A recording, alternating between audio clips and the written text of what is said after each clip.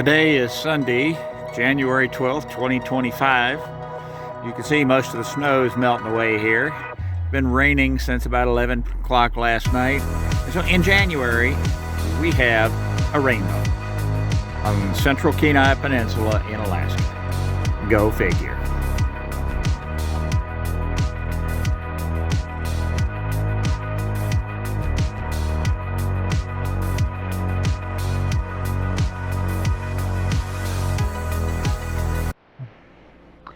Well, howdy there, Moose fans. Lone Moose here. When I made my video last week, I told you I'd try to get another one out in a week or so. Kind of go on more in detail on my electrical system I've got up here and some of the problems I've been having with it recently. You know, when I came up and I spent the summer of 2022 up here, I had already bought my initial electrical system, solar.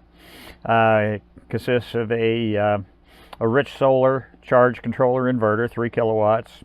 I had 6 200-watt panels and a big battery, which is like 5.4 kilowatt hour battery. And so, you know, that pretty much just sat up here. And then this year when I came up in July, I put it all together and got ready to put it in operation. And, you know, I fired it up. Everything worked. I had great solar charging capability. The panels are facing due west right now, and they were, you know, from July till about mid-October. They worked great because the sun was setting to the west behind Mount Redoubt. But you know, as the Earth turned on its axis and things changed through the course of the fall and winter, you know, it got down to where I was getting almost no solar, or sometimes, most times, no solar at all. So everything was going along pretty good. You know, once I started losing the actual sun and solar gain, then I had to start using a generator to charge my battery. And I had bought the Harbor Freight 5000 Predator when I was up in Texas in September and brought it up here with me. And so I was using that because that had enough capacity to both charge the battery as well as run the dehumidifier, because I got a moisture problem up here like you wouldn't believe. So anyway, that was going great until Christmas night. Christmas night, that generator blew something apart. I don't know what, but wouldn't run anymore. So the next morning, the 26th, I had hand surgery. Okay, as you can see, stitches are out and everything's healing up nicely on it. Hands getting much more limber now. That's going good. So anyway, after the surgery, I stopped at Home Depot and picked up a 7,500 watt Champion dual fuel generator. I like the dual fuel because I prefer to run off propane. And brought it home, got her set up, got her running, and found out that generator generates what's called dirty power. Clean power is referred to pure sine wave. Okay, that'll handle all your electronics, computers, everything else, and won't damage them. Dirty power, you know, that's what basically comes in. You can run your regular grid appliances, lights, outlets, stuff like that off of it. And I come to find out my rich solar charge converter or charge controller inverter will not recognize dirty power. So I still had to be able to generate power into the system to charge the battery. So I had to use my small Predator. It's a Predator 2000. It's got like a 13.7 amp max output to charge the battery and then run the house load off of the other generator. Well, the problem with that is, you know, my charge controller inverter can take up to 30 amps of AC power in to charge the battery. So it's trying to draw 30 amps into it. And my little system was only good for 13.7. Well, what that means is after it ran for just a little bit, it starts tripping itself off on overload. So I'd have to go out and reset it. Every 5 minutes, go out, reset it, and it'll run again for another 5 minutes until I got the battery charged up enough to not worry about it. Okay, it was a real pain in the butt, but it was functional until New Year's Eve, when I had let that little generator, turned it off for a little while so I could fill it up with gas and got ready to restart it, and it won't start. Nothing. But now I'm really up a creek without a paddle. I have no way of charging the battery. Fortunately, the battery was at full charge. So I became very judicious with my power use on January 1st and started doing all of the legwork to install my EG4 charge converter. And what that device does is that takes dirty power and converts it into pure sine wave power so that it can then charge the battery. Problem was, I needed 2 bus bars to be able to put it together right. And I had ordered them before Christmas. Before I knew I really needed them, I'd ordered them through Amazon, but they weren't supposed to be delivered until January 17th. Well, January 2nd, I get a message on my phone from Amazon saying they've been delivered at the post office. Hot damn. I hauled my butt down there, got my things, came back, put all the wiring together, hooked up the generator, fired it up, plugged it into my wall connection I've got outside, inside, turned the chargeverter on. It goes through its little programming, and now it's starting to charge the battery. Thank goodness. All right, that was on January 2nd. It's still working that way fantastically now. Now that generator has more than enough capacity. It will output 30 amps of capacity at either 120 or 230 volt. And my system will only take 120 in. So I took a little bit of fancy wiring modifications to make that happen. But so now I'm able to charge the battery while I'm also running the dehumidifier and all the rest of the load, and I don't have to run it 24/7. I'm probably running a total of 12 to 14 hours a day right now maximum, and that's because I get no solar. So I got all that put together. That part's working. And of course, I had bought that EG4 Chargeverter to use with my new bigger system I'll be putting in this spring or summer. Equipment I'd bought and brought up with me last fall. And now I need another one, because my new system will take 230 volt 50 amp charge. In fact, it will only charge off 230 volt. It won't charge off 110. So I started looking online, and I pretty much knew already. Sorry, we don't ship to Alaska. We don't ship to Alaska. We don't ship to Alaska. And this, you'll see the unit, it's like 14 or 16 inches long by about 4 inches deep and 6 inches tall, and weighs about 20 pounds. It ain't that big, but they still won't ship it up here. But I did find one place online last night that will ship up here for a good price, and so I ordered it last night. So I'll have it ready when I get ready to put the other system in, and I'll put a link for that down below in case any of my Alaska buddies up here would need a device like this. This is where you can get it. And I also put the link where I got those bus bars.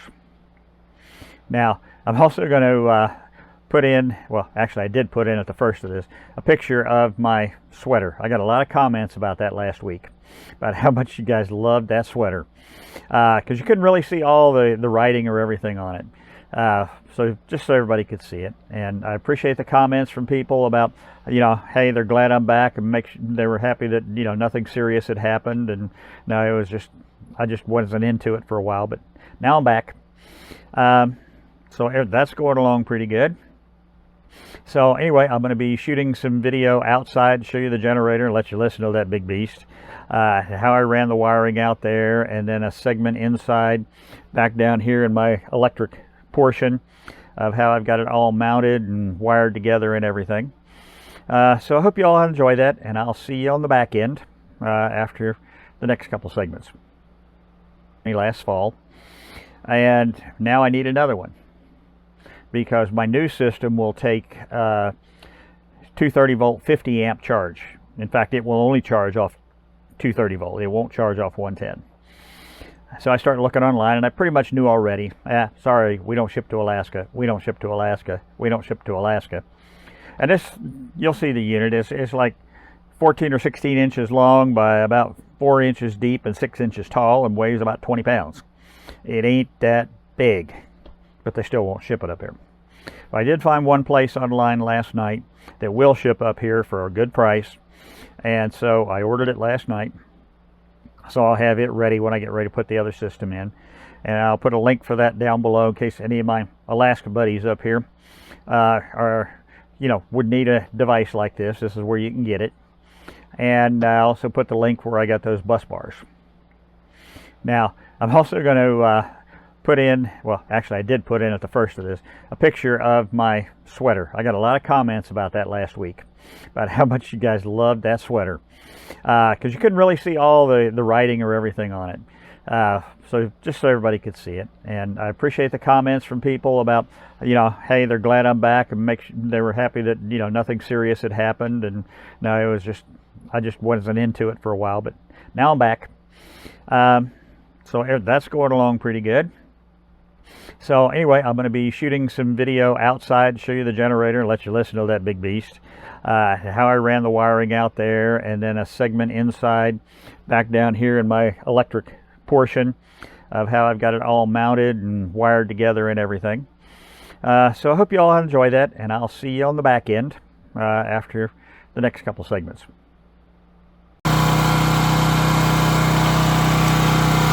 That's my one functioning generator right now. The Champion dual fuel on propane, which is what I'm running it off of. Has a running wattage of 5,800 watts. And I'm getting ready to shut her down right now.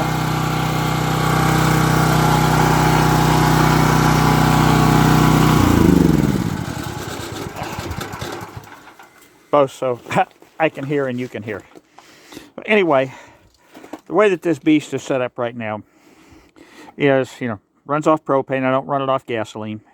I've got a 30 amp cord running down here that comes along this side, and it's kind of slick and tricky out here, and to these two devices right here. Now, the one on the right where the cord's plugged in obviously is for the 30 amp. That's a 50 amp. And that will come into play with my bigger system when that comes in. And then you see here I've got a little inlet for my solar wires, and I'll show you that on the inside at some point here, because they're not hooked up. Right now they're running under the door. And in fact, off the back of the panels, I've got them unplugged right now. Just because I'll explain that inside in a little bit. But so that's kind of the outside part.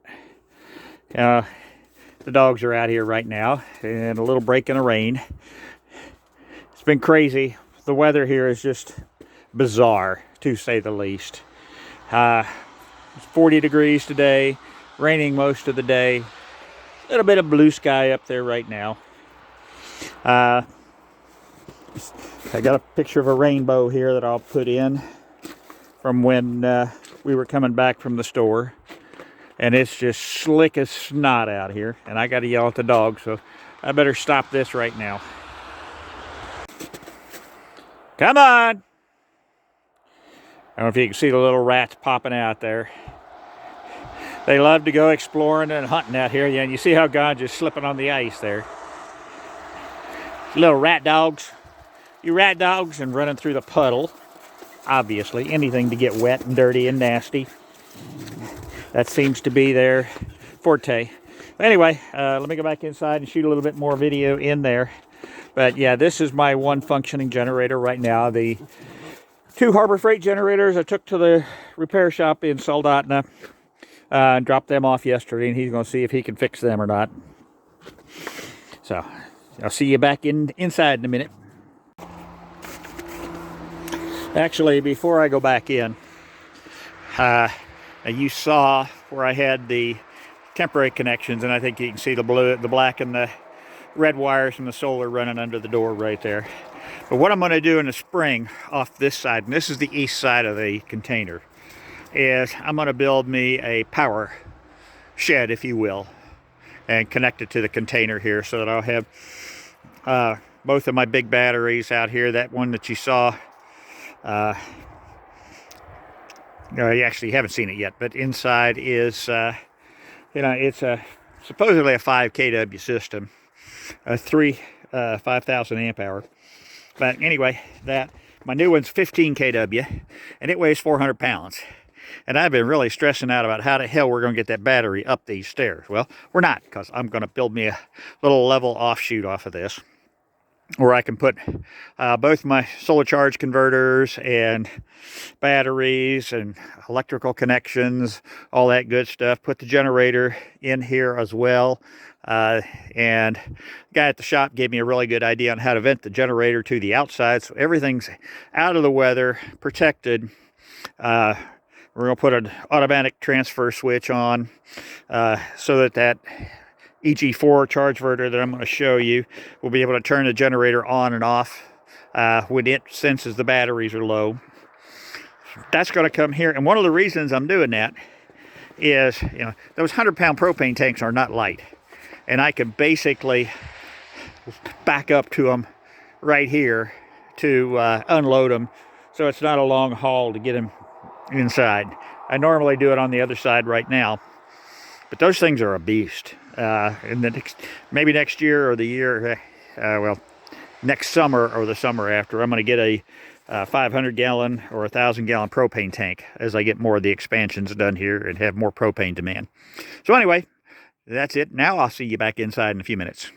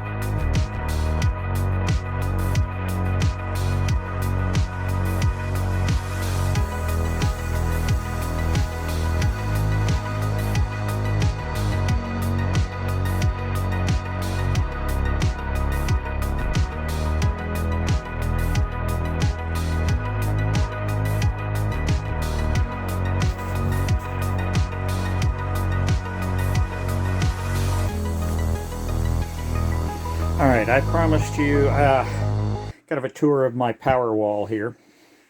And first off, I've got my big battery, and you can see right now it's showing that the battery voltage 52.4 and 13 amps are being drawn out of it right now. Over here at the door, you can see the red and the black lines coming in. Those are my solar lines, like I mentioned when I was outside. And they come up here. And this is where those wires on the outside came to.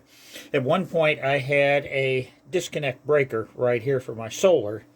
But when I had the guys from Midnight Sun Solar come pay me a visit to make sure everything was set up right, figured out that current was not passing through there. And basically, the guy said it was a piece of junk, get rid of it. So at some point, I'll tie that back together.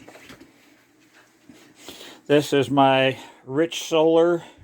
It's a charge controller inverter.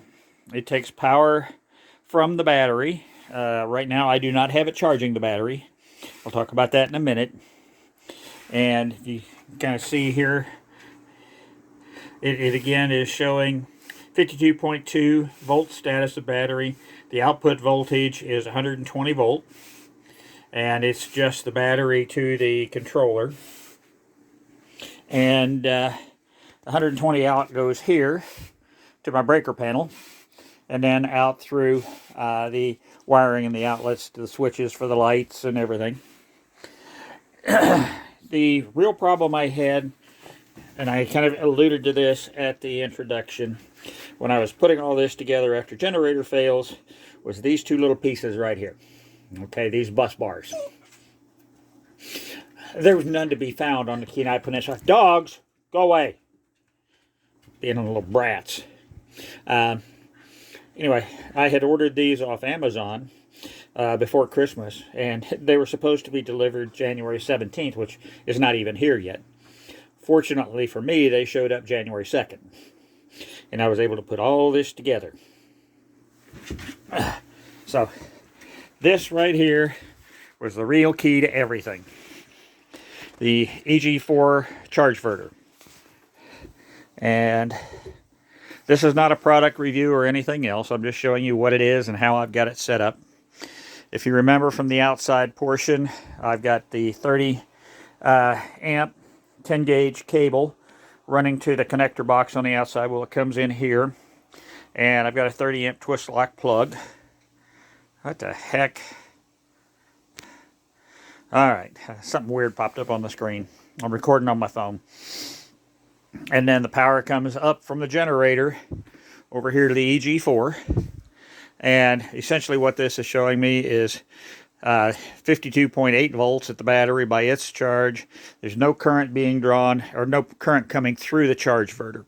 What this thing does is it basically takes dirty power, like coming from that Champion generator. And by dirty power, I mean it's not pure sine wave.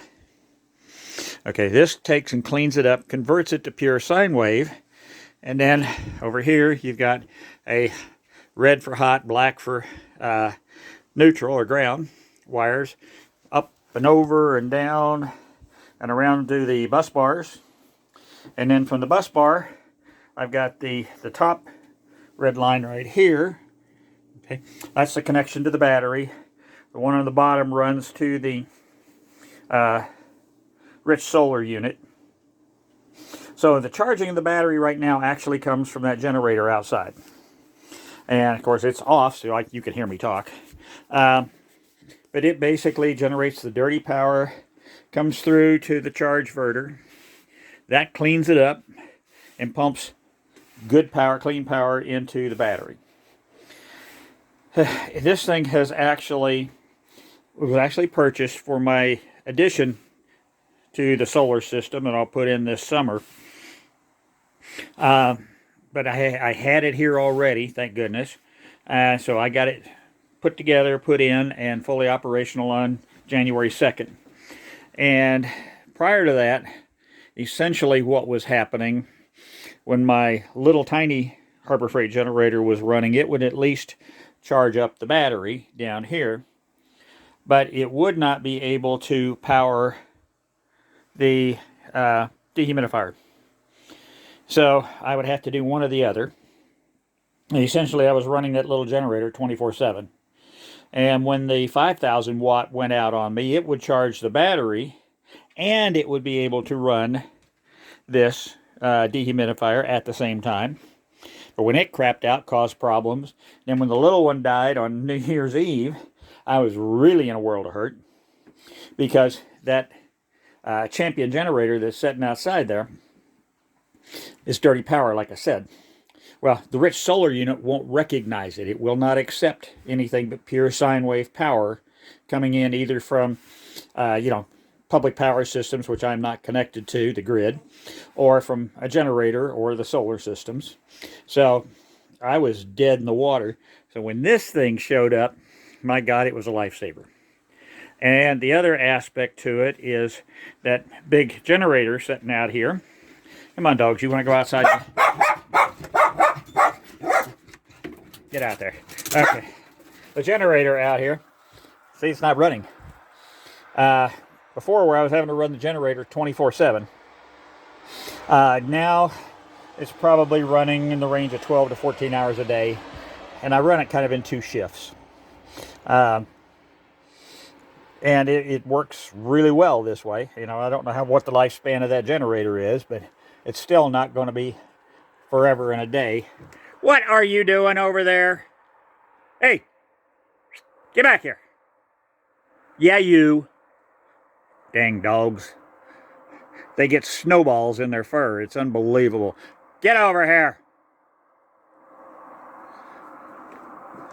Anyway, that's kind of the tour of the equipment. I'll post some pictures in here.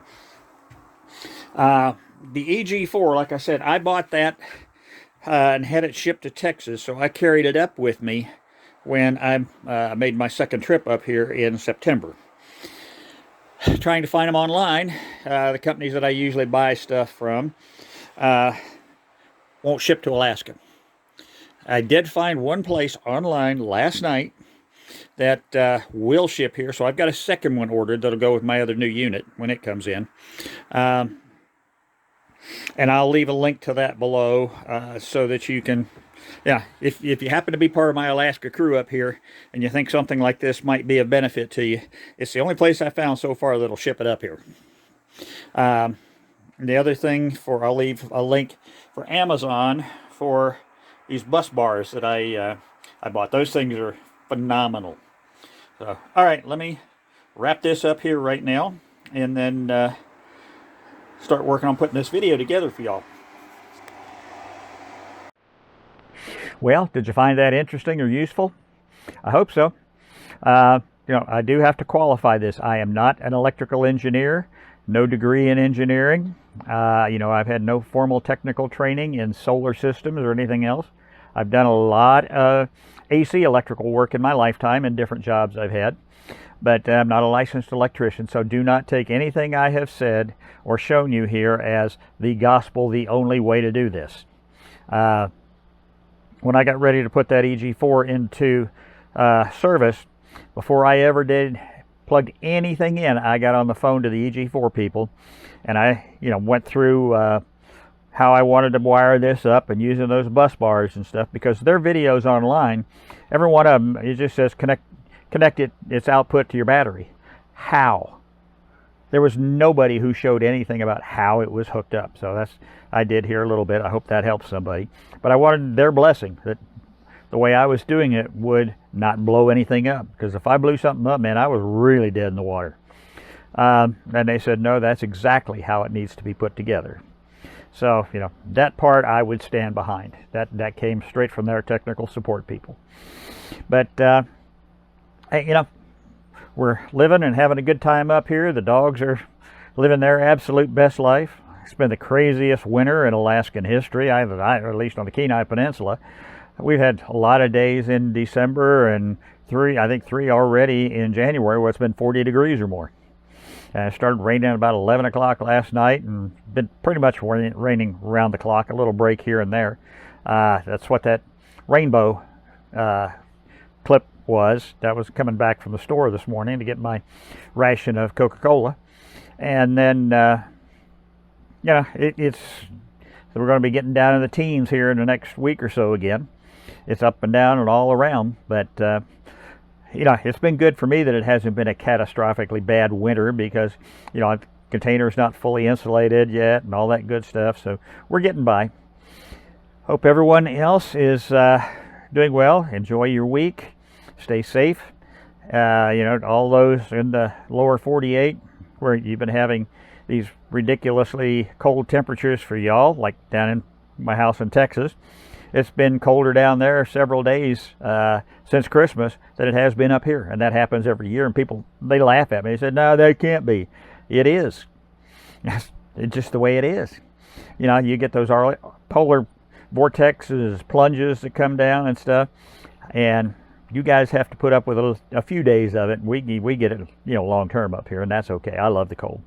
Anyway, Lone Moose out. I'll see y'all when I do my next video. I'll try and get another one out in a week or so. Y'all be careful, be safe. If you like these videos, hit the like and subscribe. Give me a thumbs up or a comment. I try and answer all my comments, and I'm getting back into it. So it'll get better. You'll start seeing more and more videos from me. Take care, everybody.